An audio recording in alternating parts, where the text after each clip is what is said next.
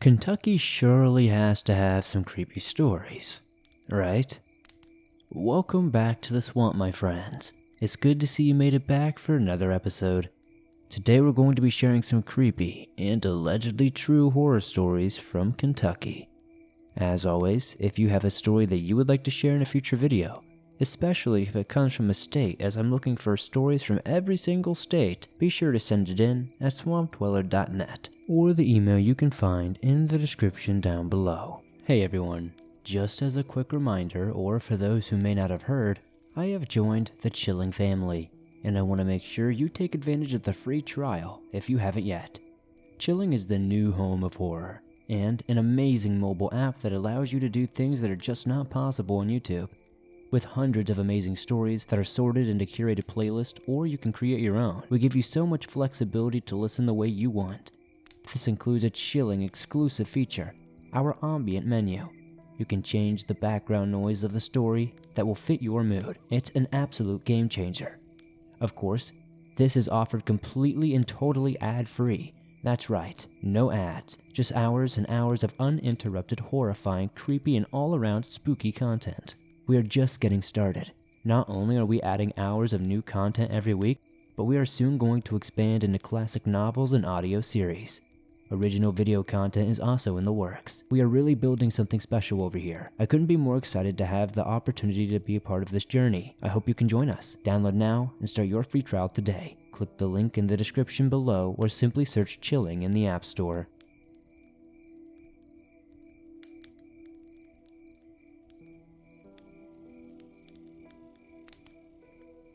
This is my first-hand story. I hope you enjoy it, as it is all true. This happened in Kentucky about 1.5 years ago, somewhere in the summer of 2019. Back when my wife and I were foster parents, and we had a sibling group of children in our home. One typical week during the summer, one of the little boys screamed in fear in the night. We jumped up as fast as we could and ran to his room. We turned the light on, and we said, "What's going on, son?" He replied, "There was a man in my window. He was waving at me, but I didn't wave back." Knowing that this room backed up to my backyard, and that I had 2 big pit bulls in the back, I knew that there was no human intruder, because my dogs would have been more than alerted, as they were to every time the wind would blow, or even a falling leaf. They would tear up anything that moved, basically. Not thinking much of anything about it, because he was just a little 5-year-old boy, and it could easily have just been a bad dream, we told him to holler if he saw him again, or if he needed us, and that we would be right in the other room. We left the hallway light on and went back to our beds. Not much was mentioned of it again, until a couple of days later, when I'm sure I saw exactly what he could have been talking about. Although we were drinking and having a good time, no matter how many times I replayed this situation in my head, it just never seems to be discredited. I cannot make myself unsee it, and I cannot tell myself it did not happen, because it plain and simply did happen, and it was not just me who witnessed this. My wife and my friend who was visiting us from about an hour away saw the same thing as well. Just like anybody else in the summer, we enjoyed a few beers, listening to music, smoking, and overall just having a fun time. One typical warm summer Kentucky night, we had our friends over, and we were all enjoying a nice quiet evening. We cooked out earlier in the day and had a few beers. We were in our bedroom listening to music and standing around talking and enjoying each other's company. My wife stepped out of the room for a moment, leaving me and Selena left in the room talking and enjoying the music. I stand up from my bed and I look towards the window, which we had opened just a little bit with the screen down, but the blinds were up so we could see straight through to the outside, which was to the front of my house towards the street, in which I meant to mention I live in a neighborhood in a metro city, not a small town or anything. Just out of observance, I saw something that catches my eye and causes me to focus on the window just a bit harder. I noticed 2 figures. Now the windows are about 6 feet away from me at this point, so I inch closer to it to see if my eyes are deceiving me, in which it does nothing but really concrete what I was seeing was real.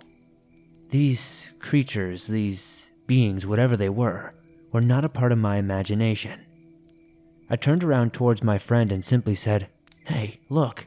She stood up with me, and as we approached the window, it was clear as day that these things had stood up. What was now in front of me is what I could only recognize as two slim gray aliens. One seemed to be taller than the other, and there seemed to be small patches of hair on their head. It was really hard for my brain to process these things as we walked closer, almost touching the window because of how shocked we were and how mind-boggled we were. I mean, we were literally mind-blown. We were too in shock to even be scared at that moment. It took a few moments to even snap back into non-shock state to where we could even react. We looked at each other in complete disbelief, then looked back at the window. At that moment, one of the creatures moved their head in just a readjusting motion, which really sent us into a frenzy and scared us completely to death. We turned around and took off running towards the bed like children. We let out a scream, grabbed the blanket, and threw it over our heads. My wife came in concerned with the noise. We yelled to look out the window, but both figures were now long gone. With the panic and fear of the moment settled, my wife and I quickly ran outside, but of course there was nothing. The oddest thing about this is the shadows sit about 10 feet up from the ground. If it was just a person, they would have had to have been on a ladder, or at least be 15 feet tall. There's just no way there was someone standing there. But also, there's just no doubt that there was some sort of physical being there.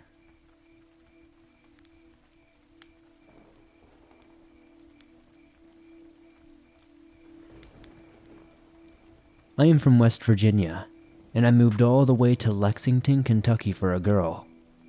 Now that might well be the scariest part of this story. That a dude from West Virginia moved over the border to Kentucky, and only for a girl. But I assure you, it gets worse.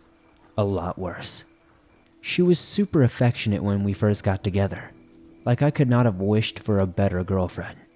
But as time went on, and we got more secure in the whole thing, that affection dropped off to next to nothing. It was a slow process, almost like a leaky bucket or something. I barely noticed the relationship dropping off bit by bit, until one day, I just realized there was nothing left to us. We were like roommates more than anything, hardly spent any time together, did not have sex for like months at a time.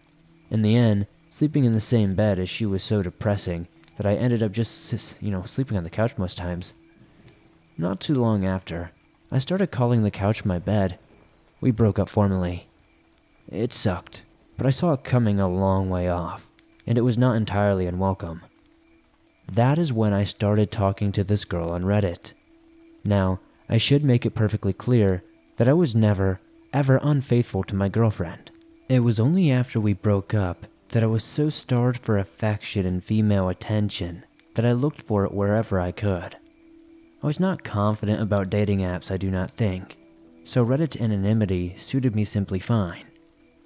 Eventually, I and this girl who met on the r/gaming Reddit swapped numbers and started planning to meet. She lived over in Arizona, but flying down there to meet her did not seem like a big deal at all. Not when she was nice and seemed like she really liked me. I remember staying up super late talking to her one night, trying to keep my voice down so my ex would not hear her. We planned all the stuff we could do together, all the places we would see. She would take me into Phoenix, all the bomb-ass Mexican food we would eat. I was excited. I went to sleep smiling, but I sure as hell did not wake up that way. I woke up to loud crashing noises just feet away from me in the TV room. At first, I thought it was a home invasion or something, but when I looked around, it was her. It was my ex. She was smashing my Xbox with a baseball bat repeatedly. I screamed at her, asking her what the hell she thought she was doing. Then I went to grab my phone so I could call the cops, only to see it was not on the coffee table, where I usually charge it overnight. It was nowhere to be seen. That was when my ex started ranting about how I had been cheating, how she knew everything. Then she mentioned the Reddit girl by name before she swung at me with the baseball bat. I fell backward over the couch, trying to avoid the strike, and I did, but Jesus Christ, the rush of air, it went past my face and put the fear of God into me. She chased me all around the apartment, swinging that bat as hard as she could, until I locked myself in our bathroom. I thought I might be able to reason with her from the other side of the door, to be able to explain that the Reddit girl was someone I started talking to after we broke up, but she tried to bash the door down. I am still amazed that she did not manage it. Like, I was legit terrified. It was like that scene from The Shining. She bashed a hole into the wood panels and proceeded to scream through that. Thank God it was not big enough for her to reach through to unlock the door. Otherwise, I would have been in some serious trouble. Eventually, she calmed down enough to stop trying to kill me, but she wanted me out of the apartment, like that night. I did not gather everything up. I just threw some of the essentials into a bag and got the hell out of there. I kept imagining her sneaking up with a kitchen knife or something, catching me off guard, and then just stabbing me to death or something. I have had friends ask me why I did not just restrain her or something. Why was I so scared of a girl? But at that point, that was the dumbest response I had ever heard into this whole story. A swing from that bat or a stab wound in the right place would be very deadly. I got out of there fast. I did not want to be dead as a doornail. I drove to a hotel and then tried to figure out how to sleep for the rest of the night, which I failed. The next morning I called my mom in West Virginia.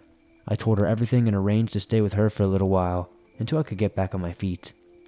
I would have gone back to that apartment to get the rest of my things if I did not think she would either smash me or burn me to death. Besides, I was just happier to be out of there at that point. And I will tell you another thing. I have never, ever been back to Kentucky since then.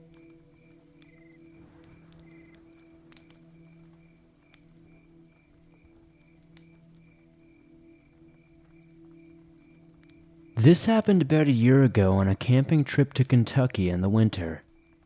My girlfriend at the time and 3 of my buddies spent the long weekend doing some hiking and camping. We drove in on a Friday night around midnight and set up camp.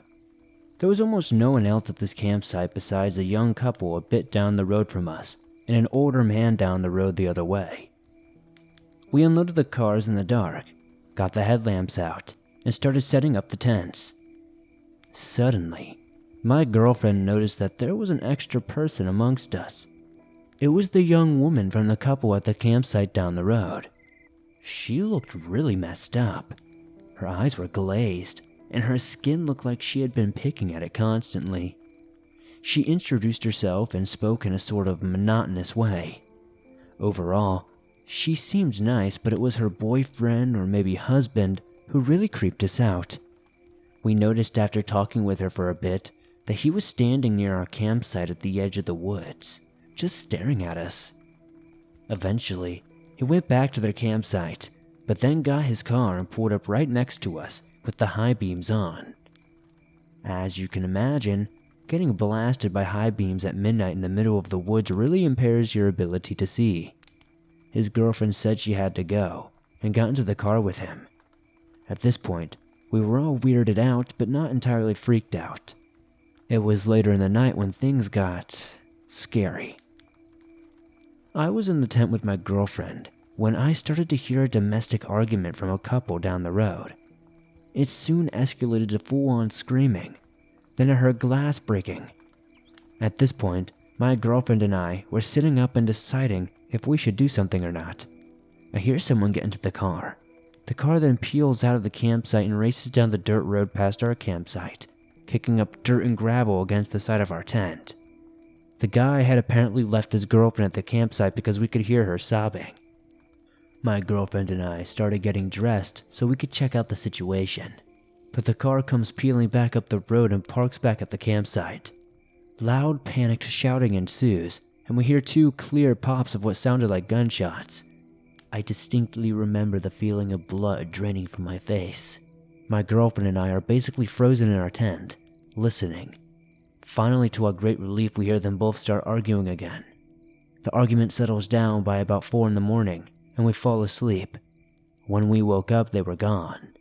I asked my buddies if they heard what happened, and they said it kept them up as well. We made a pretty great breakfast and started packing up, when the older man from the trailer we walked past in the beginning started chatting with us.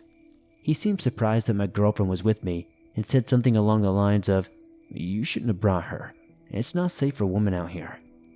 We were officially creeped out, and we found a new area of the state park to stay. We found a lovely lakeside campsite the next night and enjoyed the rest of our trip, but we were certainly jarred by those encounters.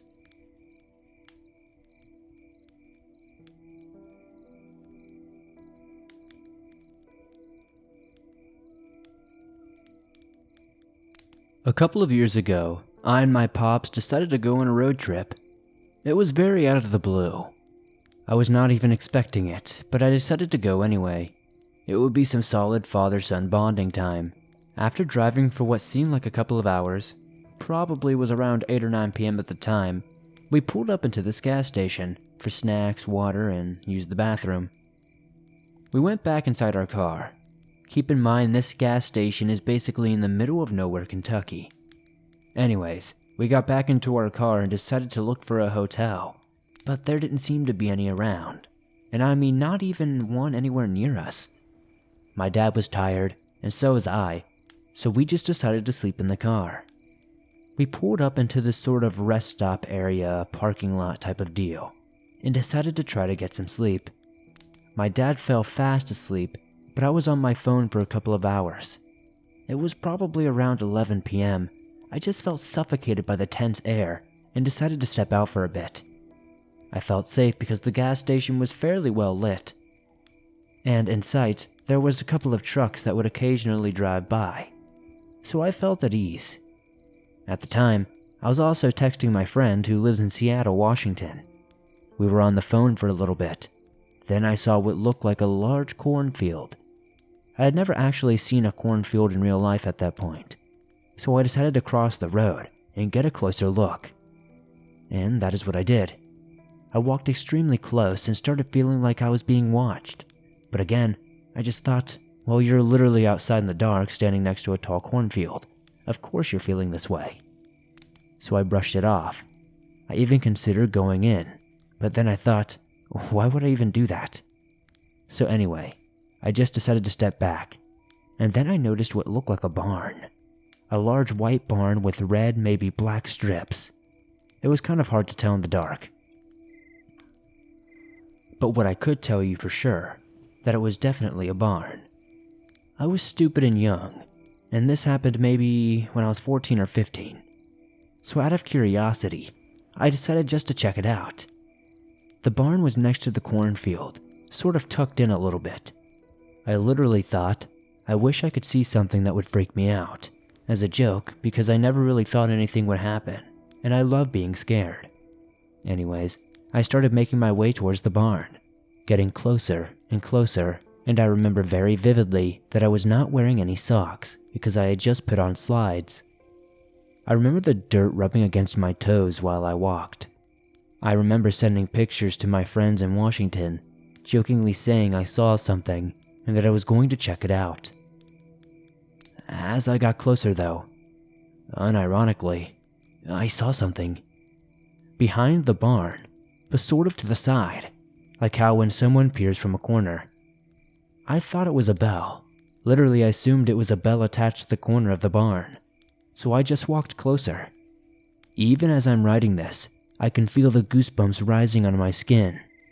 I walked closer and saw the head of something or someone just peering over the corner at me. And at that moment, I just straight froze. My fight or flight was out of function because there was literally someone or something peering at me from a corner. After about 5 or 10 seconds, the noise Snapchat makes when you get a notification snapped me out of it, and I just ran as fast as I could across the road to my dad's car and got in. I felt a sense of relief wash over my body, and somehow my dad never woke up. Me gasping for air was not enough to wake him up from his deep sleep. I really considered waking him up and telling him we just had to leave, and telling him I saw someone, but I assumed he would think I was joking or having an episode. Which sounds dumb, but he has assumed that before, since he has never really believed in anything paranormal or anything that's out of the ordinary. I took deep breaths and just texted my friend telling them what happened. I don't think they believed me. I do not blame them though, and I will not blame any of you either. Sometimes I have a hard time believing what I saw, but I know it was real. I was sober and fully aware, but from the bottom of my heart, that perhaps disturbs me the most is that whatever was peering at me from around the corner was very tall, easily 7 to 8 feet, and every time I think about this, I get a sense of dread and paranoia. I have not told any family or my dad, but if any of you have any clue of what it might have been, please let me know. Again, I was not hallucinating. This was long before I knew what psychedelics or drugs were in general. But yes, please let me know if you have any ideas or info.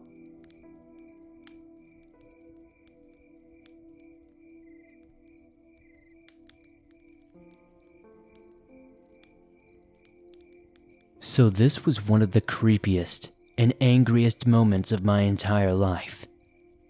Last April, my girlfriend and I decided to go for a little drive around the hills and mountains of eastern Kentucky at night. I know, bad decision, but we were really bored.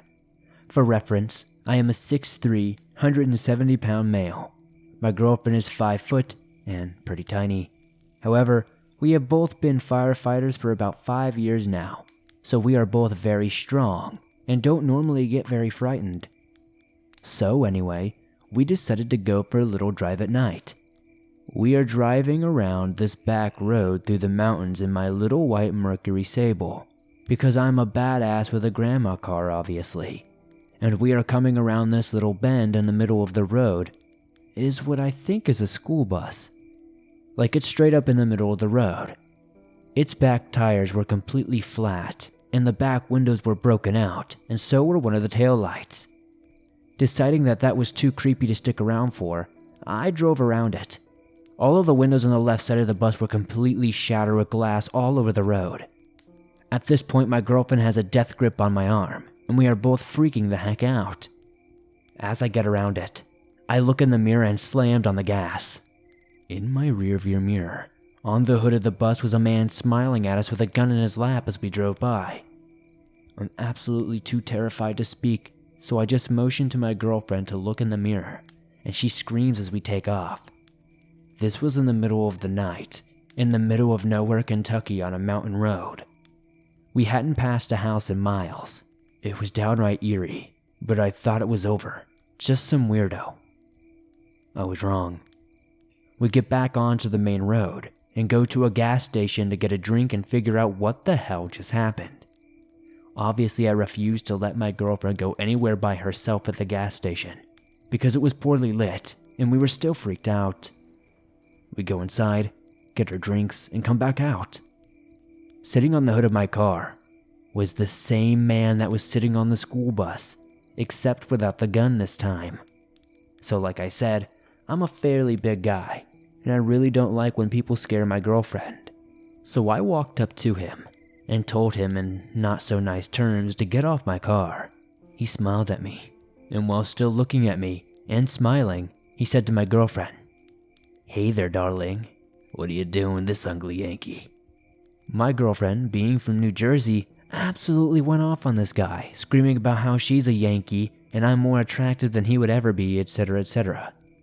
This guy is still smiling at me, and he smells like dip. He's got bits of dip in his teeth. When she finishes, he still stares at me and smiles and says, "Hey honey, you could come home with me. I've got a surprise for you." At this point, I'm furious and I grab the guy and throw him off my car. That's when he moves between me and my girlfriend, which is not okay. He turns, and when he starts muttering, "I'll have to get rid of the ugly Yankee first. Yes, but what tool to use? I have so many that would work."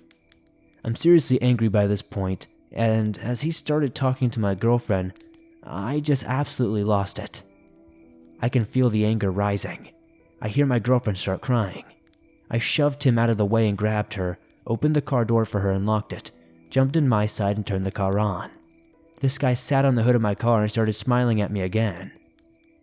He started saying something along the lines of using a hatchet to dispose of the ugly Yankee. That's when I threw the car in reverse and drove away. He fell off the front of the car into the ground, but never stopped smiling. We drove home in terrified silence. To this day, nothing really makes any sense. Don't drive through the mountains of Kentucky at night. And if you do, and see a school bus, just drive away quickly, and don't look back.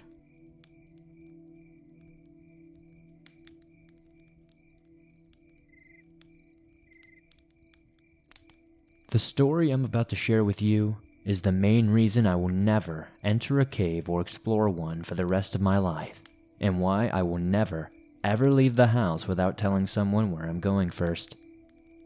11 years ago, I was still in college with my boyfriend.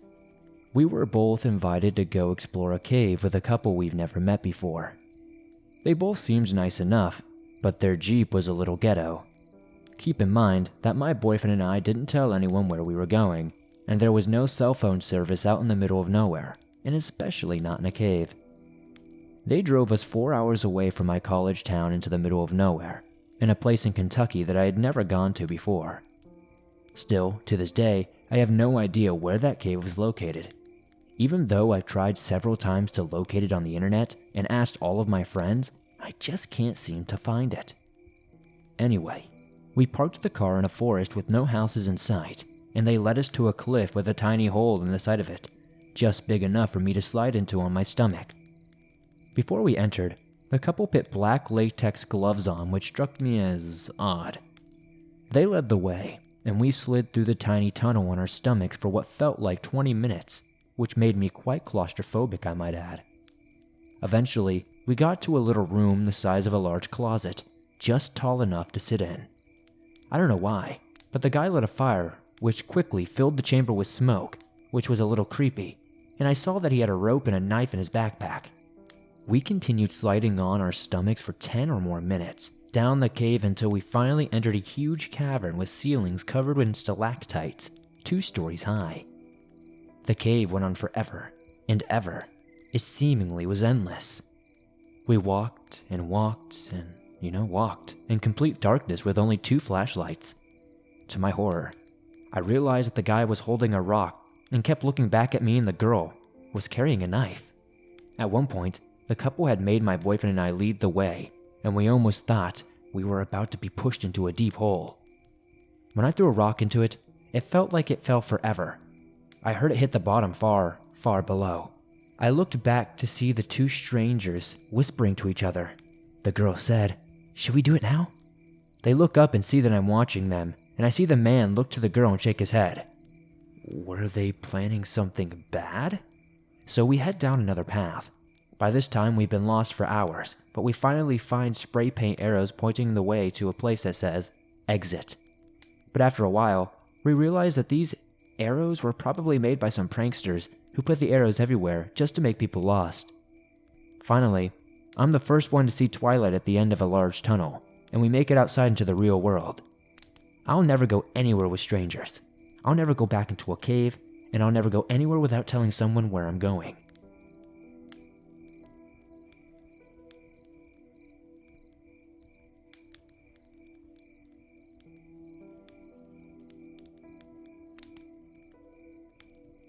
Thanks for listening to these creepy and allegedly true horror stories from the state of Kentucky. If you enjoyed these stories, please be sure to hit that like button, as it helps me out a ton. The more likes this gets, the more YouTube promotes it in its algorithm, and that's incredibly helpful to the swamp. If you're listening to this on iTunes or another podcast platform, please be sure to give this a 5-star rating, as that truly helps me over there a ton. If you're new to the swamp, why not join us? Be sure to subscribe and turn on notifications to never miss a new video, as I upload them almost every single day on all things natural and supernatural. If you have a story that you would like to share in a future video, be sure to submit that at swampdweller.net or the email you can find in the description down below. I'm always looking for new scary stories to share. If you're on the go and don't have YouTube Premium but still want to listen to your favorite Swamp Dweller scary stories no matter where you are, you can download them absolutely free from iTunes, Spotify, Stitcher Radio, and just about everywhere else you find your favorite podcast online. If you guys would like to support the swamp outside of hitting that like button, giving this a 5-star rating on iTunes, and or subscribing to the YouTube channel, maybe check out the merch store. I have everything from hats, hoodies, shirts, and more, and I'd love to see you guys wearing some cool swamp threads. I'd love to know what story tonight was your favorite. If you could comment that down below, it would help me out a ton. As always, if you have a story, be sure to send it in at swampdweller.net. I'm trying to do stories from every single state, and eventually, potentially cover every single country. That would be awesome. Thank you guys as always for supporting the swamp the way you do. I couldn't do this on a daily basis without you guys. I hope you guys would join me over on the Chilling app. Come join me, Let's Read, Being Scared, Your Maker, and others. We've got exclusive scary stories over there that you won't find on our channels, and I hope to see you there. Start your free trial with the link in the description, or just search up Chilling on the App Store.